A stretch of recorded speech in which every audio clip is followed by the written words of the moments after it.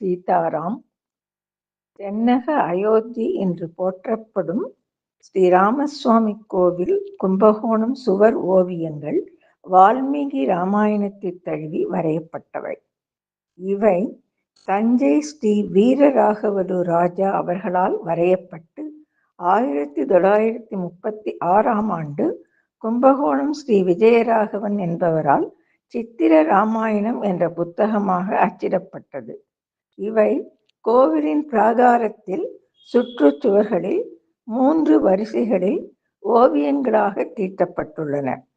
இவை 50 வருடங்களுக்கும் மேலாக பாதுகாக்கப்பட்டு வருகின்றன. இந்த ஓவியங்களுக்கு சின்ன சின்ன விளக்கங்கள் அளித்து ராமாயணத்தின் சுந்தரகாண்டம் தமிழ் மற்றும் ஆங்கில மொழிகளில் எழுதி சிறுவர் சிறுமியருக்கும் அடையச் எடுத்துக்கொண்ட சிறிய முயற்சி இது. இதற்கு உறுதுணையாக இருந்த அனைவருக்கும் என் மனமார்ந்த நன்றிகள். ஸ்ரீ குருபியோ நமக. இதை எழுத உறுதுணையாக இருந்த பகவானுக்கு நமஸ்காரம்.